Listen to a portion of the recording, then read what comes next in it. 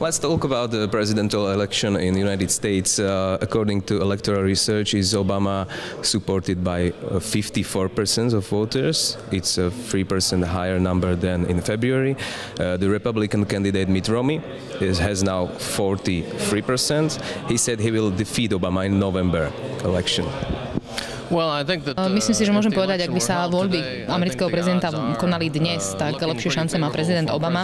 Myslím si, že vlastne aj tie výhliadky prezidenta Obamu sú veľmi dobré, pretože vidíme opätovný nárast ekonomiky a vlastne potvrdzuje sa, že ten trend, ktorý bol nastúpený, je pozitívny a vedie teda k dobrým výsledkom. A na druhej strane je veľmi dôležité povedať, že dnes je marec a voľby sú až v novembri a podobne ako na Slovensku aj v Spojených štátoch amerických je ten vývoj, politický vývoj a celá situácia nepredvídateľná, nedá sa predpovedať, takže myslím si, že, a nedovolil by som si predpovedať, ale naozaj v súčasnosti šance prezidenta Obamu na znovu zvolenie sú veľmi dobré. What could be the breaking stone in the elections? Obama is criticized for high employment rates and for the fact that the US debt has increased by the third during his term in the office. So what will decide the elections? Myslím si, že v drvivej väčšine prípadov voľby rozhoduje ekonomika. Ale čo je často dôležitejšie, sú nastúpené ekonomické trendy a hospodárske trendy. A myslím si, že tie trendy, ktoré nastúpila ekonomika Spojených štátov amerických, sú pozitívne. Prezident Obama súhlasí s tým, že miera nezamestnanosti v Spojených štátoch amerických je príliš vysoká.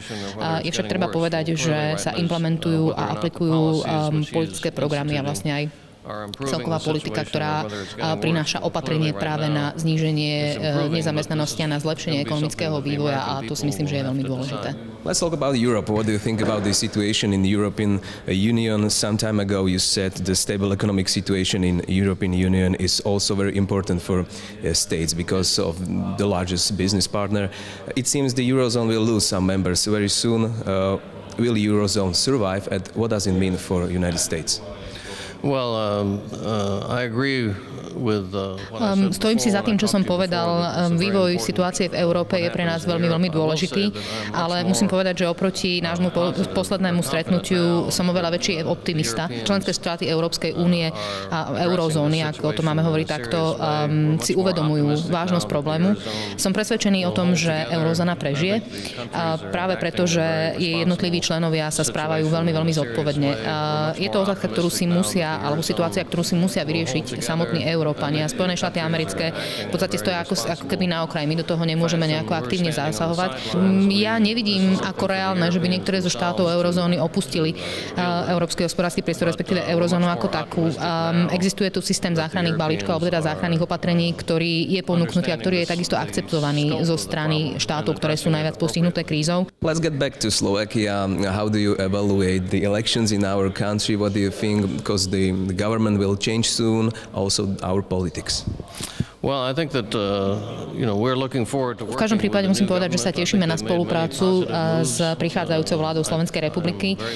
Sme veľmi radi, že už teda prichádzajúca vláda, budúca vláda vyjadrila svoju snahu dodržať alebo teda zlepšiť transparentnosť na všetkých úrovniach, a teda aj na vládnej úrovni. Čo sa týka vzťahov medzi Slovenskou a Spojenými štátmi, verím, že vlastne budeme pokračovať v nasledujúcom trende alebo v nastúpenom trende.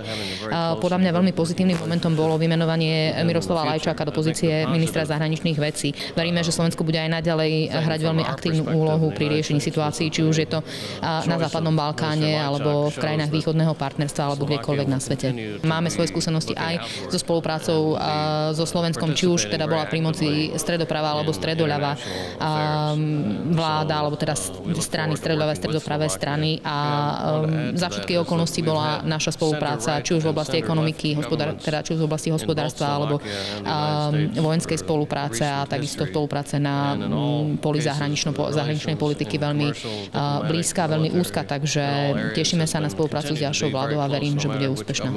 How and where could Slovakia improve to achieve higher and intensive cooperation with the United States in economy, culture, education and science? What we can offer to the United States? Myslím si, že Slovensko už ponúka veľmi veľa Spojeným štátom. Existuje tu naozaj veľmi významný počet, veľmi významná skupina investorov zo Spojených štátov amerických. Samozrejme, ich príchod na slovenský trh sa trošičku vplyvom krízy zmiernil, respektíve ten prílev ustal, ale už vidíme znova známky nárastu, že teda prichádza viac investorov. Za všetkých spomeniem napríklad spoločnosť Honeywell, ktorá v lete v Prešove otvorí svoju fabriku, takisto Ford Getra, ktorý pôsobí v nedalekom Kechneci, tak oznámil rozširovanie alebo plány na rozšírenie výroby, čiže veríme, že naozaj táto prítomnosť amerických investorov sa bude zvyšovať. Is there any possibility, any way to be better than this, to be more attractive for US investors? Vo všeobecnosti môžem povedať, že americkí investori majú veľmi dobré skúsenosti s pôsobením na Slovensku a zároveň sa významným vplyvom sa začínajú stávať aj slovenskí podnikatelia alebo slovenské firmy, ktoré podnikajú na americkom trhu. Sledujú vývoj, ktorý súvisí so zákonníkom práce a s podmienkami zamestnávania.